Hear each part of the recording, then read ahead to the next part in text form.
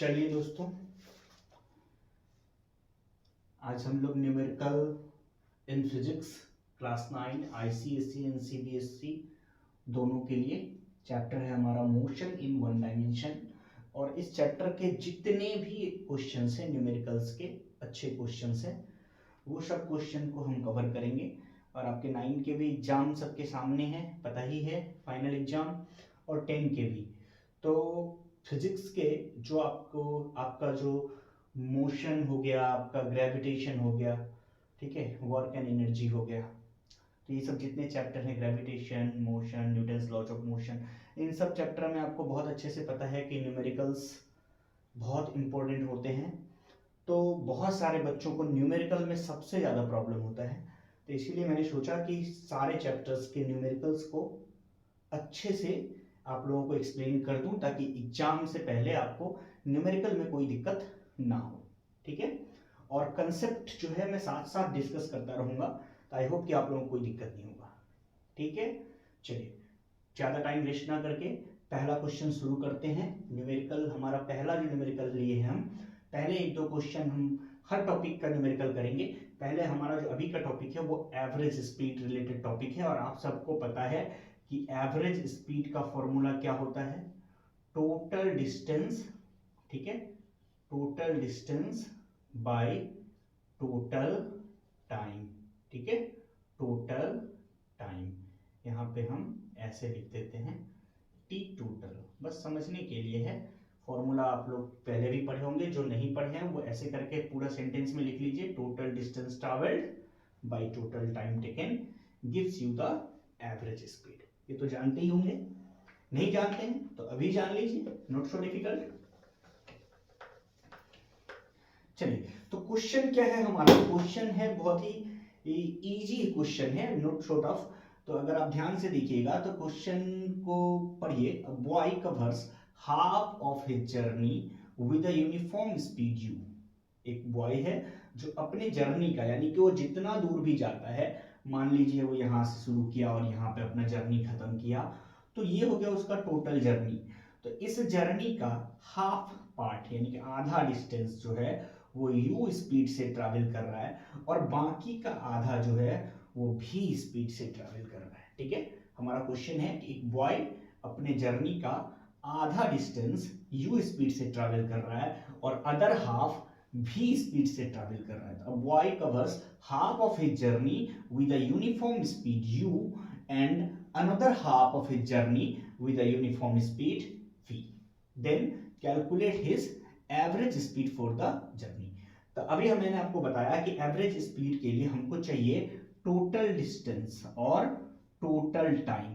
तो total distance तो चलिए हम कुछ भी एज्यूम कर सकते हैं, x y z a b c d s, कुछ भी। तो टोटल डिस्टेंस तो कुछ भी हम एज्यूम कर सकते हैं, हाँ, लेकिन टोटल टाइम क्या करना पड़ेगा आपको, सेपरेट फर्स्ट हाफ के लिए इस स्पीड के अकॉर्डिंग, क्योंकि अगर लेंथ ऑफ जर्नी हमारा x है, तो फर्स्ट हाफ में यानी कि आधा डिस्टेंस ट्रैवल जो किया होगा वो कितना किया होगा, x/2, पूरा जर्नी का आधा, ठीक है। और उधर भी पूरा जर्नी का आधा ही बचा रहेगा। अपने जर्नी का पहला हाफ इस स्पीड से चल रहा है, तो डिस्टेंस कितना, पहला हाफ में कितना डिस्टेंस, अपना जर्नी का जो फर्स्ट पार्ट में कितना डिस्टेंस ट्रैवल किया, x/2, और स्पीड क्या रखा था u, और बाकी का x/2 वो v स्पीड से जा रहा है, ठीक है। क्वेश्चन आप लोग समझ गए होंगे, ठीक है। तो हमको दोनों कंडीशन का टाइम निकालना पड़ेगा और टोटल टाइम निकालेंगे। नहीं समझे, घबराइए नहीं, इसको हम पूरा डिटेल में एक्सप्लेन करेंगे, तो कोई दिक्कत नहीं है। क्वेश्चन आप लोग लिख लिए होंगे, मैं इसको इरेज कर रहा हूं। चलिए शुरू करते हैं क्वेश्चन, और बहुत ही ध्यान से समझते हैं। क्वेश्चन था कि एक बॉय अपने जर्नी का आधा डिस्टेंस जो है वो u स्पीड से चल रहा है, ठीक है।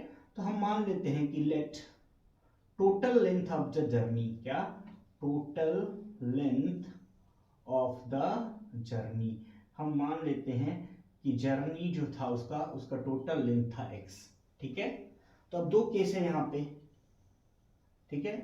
फर्स्ट हाफ डिस्टेंस के लिए हम यहाँ पे मान लीजिए उसका जर्नी है, मान लीजिए a to b, जिसका जर्नी का लेंथ है x, और मान लीजिए समवेयर कहाँ ये सी पॉइंट है और ए सी जो है वो ए बी का हाफ है, बी सी जे बी का। इसका मतलब क्या, यहाँ से यहाँ तक का जो डिस्टेंस होगा वो टोटल जर्नी का आधा हो जाएगा, और यहाँ से यहाँ तक का भी जो डिस्टेंस होगा वो भी टोटल जर्नी का आधा हो जाएगा।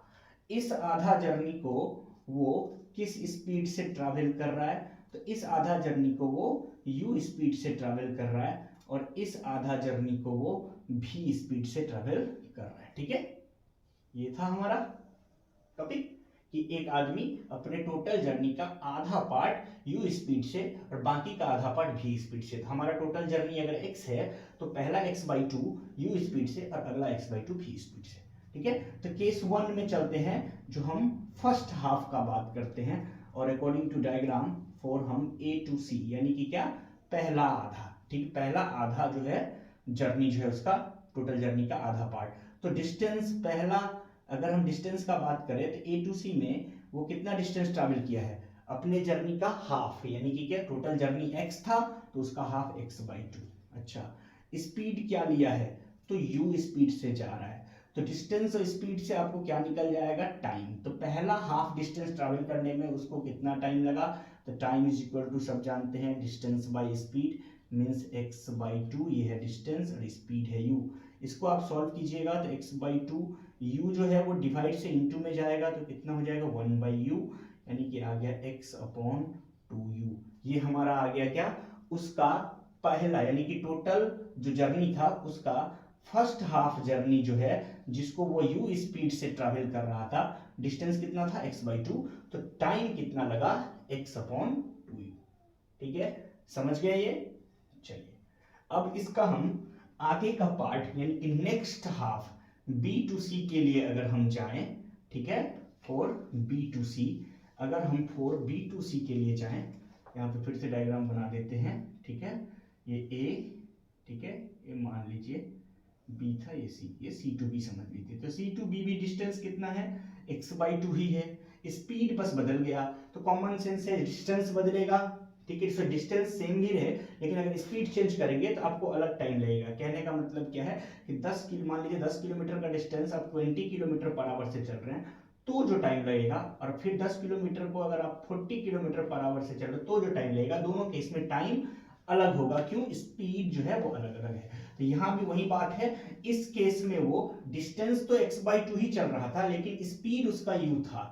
ये स्पीड है, इसको डिस्टेंस मत समझिएगा, ये स्पीड है, तो स्पीड उसका u था।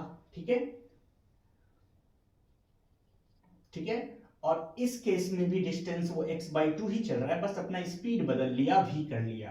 तो केस 2 में अगर चले हैं, तो केस 2 में अगर बात करें, केस 2, और केस 2 में क्या, कहां से कहां तक का बात कर रहे हैं, C to B। ठीक है, तो डिस्टेंस कितना है, x/2, डिस्टेंस कितना है, x/2, और हमारे पास स्पीड कितना है, स्पीड है हमारे पास v।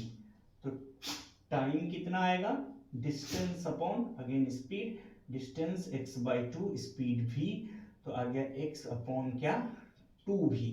इसी तरीके से कैलकुलेशन कीजिएगा, कैसे, x/2 इंटू ये v मल्टीप्लाई में जाएगा डिवाइड से, तो रेसिप्रोकल हो जाएगा, तो 1/v, तो x/2v। अब हमने क्या किया, दोनों फर्स्ट हाफ जर्नी में जाने में कितना टाइम लगा, x/2u, और सेकेंड हाफ जर्नी में कितना टाइम लगा, x/2v। अब हम ये जो दोनों टाइम है, इन दोनों टाइम को अगर हम ऐड करेंगे तो हमको टोटल टाइम मिल जाएगा, और उसी टोटल टाइम को हम एवरेज स्पीड निकालने के लिए यूज कर लेंगे। ठीक है, चलिए चलिए,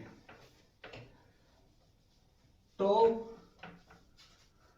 time taken in first half जो t1 था वो x/2u आया था, time taken in second half कितना, x/2v आया था। ठीक है, जो भी स्पीड से चल रहा था। अब हमको चाहिए क्या, एवरेज स्पीड। एवरेज स्पीड को v बार से भी दिखाया जाता है, और एवरेज स्पीड का फॉर्मूला ही क्या होता है, total distance by total time. तो टोटल डिस्टेंस कितना है हमारा, x, total length of the journey, total distance कितना है, x। वैसे भी समझिएगा तो x/2 फर्स्ट में, फिर x/2 सेकेंड में, दोनों को ऐड कीजिएगा तो x ही आएगा। और वैसे हम total length of the journey x ले चुके हैं, तो x सीधे लिख दीजिए। और टोटल टाइम जो है वो टाइम 1 प्लस टाइम 2, तो time 1 is x/2u, time 2 is x/2v। इसको अगर कैलकुलेट करेंगे तो पहले नीचे वाले को सॉल्व कर लीजिए। 2u और 2v का एलसीएम कितना होगा। तो अगर आपको एलसीएम निकालना नहीं आता है जो जिन बच्चों को, तो ध्यान दे दीजिए, बहुत ही आसान होता है। और ऐसे समझाएं तो 2 और 2 का एलसीएम 2 हो जाएगा, uv का uv हो जाएगा, ऐसे सीख लीजिए। देखिए जैसे ये 2u है और 2v है, तो ये दोनों 2 का मल्टीपल है, तो पहले 2 से कट जाएगा, तो 2 से ये 2 कट जाएगा, बचेगा u, यहाँ भी 2 कट बचेगा v। अब u के टेबल में u आएगा, v नहीं आएगा, v के टेबल में v आएगा, u नहीं आएगा, तो आगे कुछ करने का फायदा नहीं है। तो 2 into u into v, LCM आ गया 2uv। तो ये जो हमारा एलसीएम आया है वो हम यहाँ पे यूज कर लेंगे, ठीक है।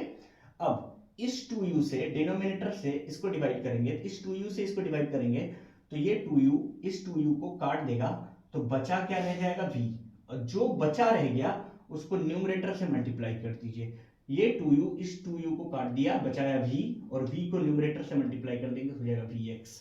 फिर अगेन ये 2v इस 2u v को काटेगा, तो 2v को हटा पाएगा, u स्टिल बचा रहेगा, और u को x से मल्टीप्लाई कर देंगे तो हो जाएगा ux, ठीक है।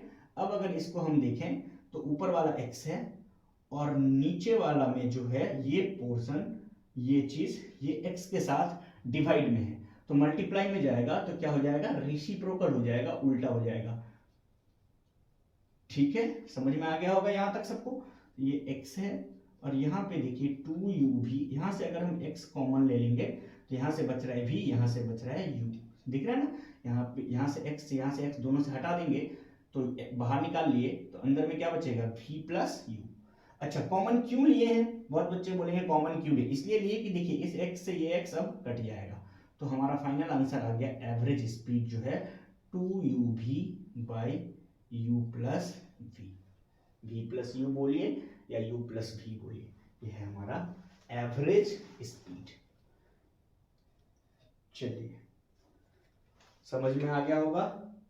चलिए तो एवरेज स्पीड का एक और क्वेश्चन करते हैं, आप लोग भी ट्राई कर सकते हैं मेरे साथ साथ ही, और जिन बच्चों को बन जाए बता दीजिएगा। वैसे बहुत सारे बच्चे किए भी होंगे ऐसे सम्स पहले भी, आईसीएससी के तो जरूर किए होंगे।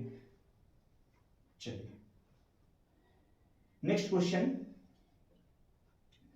A boy goes from P to Q। A boy, question लिख लीजिए आप लोग लिखना चाहे तो, goes from P to Q।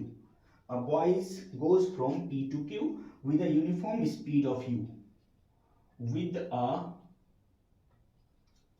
uniform speed of u, and immediately returns back to P at uniform speed of v, returns back to P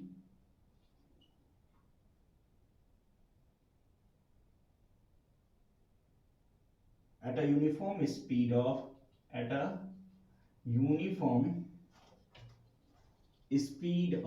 v, ठीक है।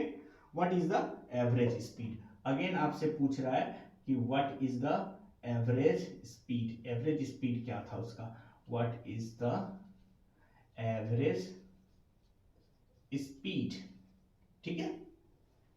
तो क्वेश्चन है क्या, क्वेश्चन को एक बार हम समझाने का कोशिश कर रहे हैं। बोल रहा है एक बॉय जो है वो P से Q, मान लीजिए यहाँ P है और यहाँ Q है, तो बोल रहा है P से Q के तरफ, P से Q तक गया, यहाँ से यहाँ तक, लेकिन U स्पीड से गया है, और फिर यहाँ पहुंचने के बाद वो सडनली क्या हुआ, रिटर्न बैक किया और Q से P के तरफ आ गया, ठीक है, और V स्पीड से आया है। यानी कि P से Q गया था U स्पीड से, और जब रिटर्न हो रहा है Q से P तो V स्पीड से रिटर्न हो रहा है, ठीक है। डिस्टेंस तो जाने के टाइम में भी आने के टाइम में भी सेम ही है, तो व्हाट एवर द डिस्टेंस आप ले सकते हैं। मान लीजिए कि वो P से Q का डिस्टेंस x था, तो इसका मतलब U स्पीड से x जाने टाइम में गया और V स्पीड से x ही डिस्टेंस आने टाइम में आया होगा, तो हमको एवरेज स्पीड पूछ रहा है, ठीक है। चलिए तो इस क्वेश्चन को करते हैं, क्वेश्चन आप लोग लिख लिए होंगे, समझ भी गए होंगे, ठीक है। तो चलिए शुरू करते हैं।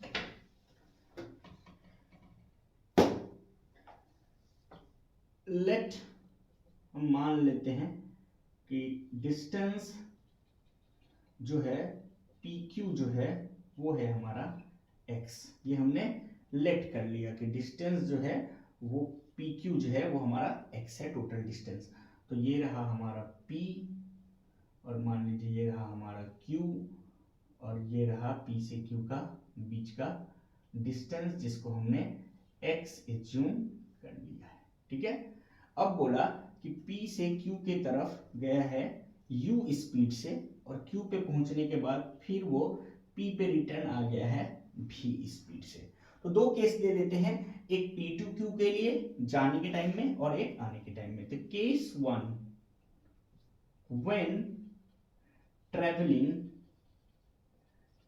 p टू q, ठीक है, तो डिस्टेंस कितना है p से q जाने में, p से q तक का डिस्टेंस ही होगा, यहां से लेके यहां तक x। ठीक है, और स्पीड क्या यूज किया है, तो स्पीड दे दिया है क्या u। तो यहाँ पे टाइम कितना निकलेगा, जाने के टाइम का, जाने वाला किसका बात कर रहा है, टाइम कितना निकलेगा, distance by speed x by u। ठीक है, और अगर केस 2 में चले, कहा फ्रॉम क्या q टू p, तो डिस्टेंस कितना है, तो q से p तक भी आएगा तो उतना ही डिस्टेंस ट्रेवल करेगा x। अच्छा, स्पीड इस टाइम में कितना है, तो स्पीड चेंज हो गया है v है, तो स्पीड चेंज है तो टाइम भी चेंज हो जाएगा। तो टाइम अगेन क्या, distance by speed, distance by speed, distance कितना अगेन x, स्पीड कितना v। ठीक है, तो हमने क्या किया, इन दोनों सिचुएशन से जब p से q जा रहा था तब कितना टाइम लगा, u स्पीड से जा रहा था कितना टाइम लगा, और q से p आ रहा था तो v स्पीड से आ रहा था तो कितना टाइम लगा, और ये हमने कर लिया।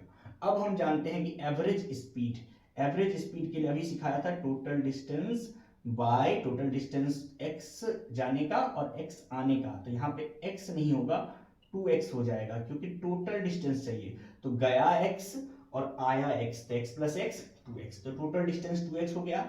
और टोटल टाइम जो होगा वो हमारा टाइम 1 प्लस टाइम 2, तो time 1 is what, x upon u, और time 2 x upon v। Now calculate this, you will get the average speed of the whole journey. अब इसको देखेंगे, 2x को ऊपर रहने दे रहे हैं, पहले नीचे वाला सॉल्व कर दे रहे हैं। तो u v का एलसीएम हो जाएगा u v, u से u कैंसिल आउट हो गया, बचा v times of x vx, और v से v कैंसिल हो गया, बचा u times of x ux। Again इसको हम सेम प्रोसेस सॉल्व कर सकते हैं, ये 2x और ये वाला पोर्शन इनटू में जाएगा तो उल्टा हो जाएगा, तो क्या हो जाएगा uv upon vx plus ux। ठीक है, समझ में आ रहा है, हमने कुछ नहीं किया, इस वाले चीज को उठा के डिवाइड से मल्टीप्लाई में लेके चला गया, और हम लोग जानते हैं कि डिवाइड से मल्टीप्लाई जाने में क्या होगा, रेसिप्रोकल हो जाएगा, उल्टा हो जाएगा। इसको इरेज कर दे रहे हैं ताकि आगे सॉल्व कर पाए आप लोग। आई होप ये समझ गए होंगे या लिख भी लिए होंगे। ठीक है, चलिए अब यहाँ पे अगर आप देखिएगा तो बहुत आसान है, सिमिलर यहाँ से x कॉमन ले लेंगे पिछले क्वेश्चन की तरह।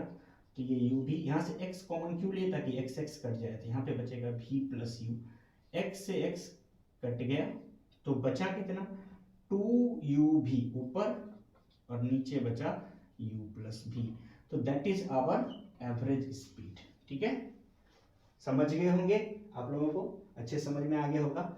अच्छा, इसी क्वेश्चन में एक और क्वेश्चन जोड़ सकता है कि एवरेज स्पीड पूछा है, इसी क्वेश्चन को थोड़ा सा इंटरेस्टिंग बना देगा कि भाई एवरेज वेलोसिटी बताइए। तो बहुत सारे बच्चे लिख देते हैं कि एवरेज वेलोसिटी पूछ देता है इस क्वेश्चन में, और यही एवरेज स्पीड करके आ जाते हैं, तो उनका हो जाता है गलत।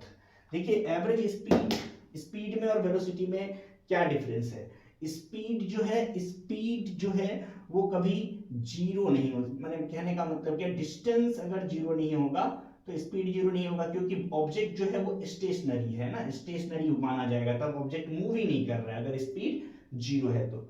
लेकिन अगर कोई ऑब्जेक्ट मूविंग बॉडी है लेकिन स्टिल उसका वेलोसिटी जीरो हो सकता है, क्यों, डिस्प्लेसमेंट जीरो होने के वजह से। तो यहाँ पे अगर आप ध्यान दीजिएगा तो इस केस में जो उसका वेलोसिटी है, ठीक है, वो डिपेंड करेगा, वेलोसिटी तो क्लियरली डिपेंड करता है क्या, डिस्प्लेसमेंट अपॉन टाइम, क्या, डिस्प्लेसमेंट अपॉन टाइम। ठीक है, डिस्प्लेसमेंट अपॉन टाइम। तो कहने का मतलब क्या, इस केस में नेट डिस्प्लेसमेंट जो है वो इनिशियल पोजीशन हमारा P था, P से गया और फिर P पे ही पहुंच गया। तो हम जानते हैं डिस्प्लेसमेंट क्या होता है, shortest distance between initial and final position. मान लीजिए हम यहां से चलना शुरू किए और ऐसे ऐसे घूम के फिर हम यहीं पे आ गए, तो हमारा इनिशियल पोजीशन भी ये और फाइनल पोजीशन भी ये। तो इनिशियल और फाइनल पोजीशन के बीच में कोई भी स्ट्रेट डिस्टेंस, शॉर्टेस्ट डिस्टेंस नहीं बचा। तो इस केस में सेम बात है, P से Q गया था और Q से P पे ही पहुंच गया। तो होल जर्नी के बाद ऐसा नोटिस किया गया कि ऑब्जेक्ट का इनिशियल और फाइनल पोजीशन जो था वो क्या है, सेम था। तो इस केस में जो एवरेज वेलोसिटी पूछ रहा है, उस केस में पहले आप टोटल डिस्प्लेसमेंट निकाल लीजिए। नेट डिस्प्लेसमेंट या टोटल डिस्प्लेसमेंट जो है वो साफ साफ पता है क्या, जीरो। तो अगर डिस्प्लेसमेंट ही जीरो हो गया तो एवरेज वेलोसिटी भी क्या हो जाएगा, जीरो, क्योंकि वेलोसिटी क्या होगा, डिस्प्लेसमेंट पे ही डिपेंड करेगा, डिस्प्लेसमेंट अपॉन टाइम वेलोसिटी होता है। ठीक है, तो total displacement by total time. तो since total displacement is zero, तो कितना भी टोटल टाइम हो आंसर क्या आएगा, जीरो आएगा। तो इस केस में एवरेज वेलोसिटी जीरो होगा क्योंकि डिस्प्लेसमेंट जीरो है। ठीक है, समझ में आ गया। तो किसी भी मूविंग बॉडी का स्पीड जीरो नहीं हो सकता, लेकिन स्टिल वेलोसिटी जीरो हो सकता है डिस्प्लेसमेंट जीरो होने के वजह से। ठीक है, और स्पीड जीरो का मतलब स्टेशनरी, यानी कि ऑब्जेक्ट इज इन रेस्ट। ठीक है, लेकिन वेलोसिटी जीरो होने का ये मतलब नहीं है कि ऑब्जेक्ट इज इन रेस्ट, क्योंकि वेलोसिटी डिस्प्लेसमेंट पे डिपेंड करता है और डायरेक्शन चेंज होने से भी डिस्प्लेसमेंट बदल जाएगा, जानते हैं। तो समझ गए होंगे। चलिए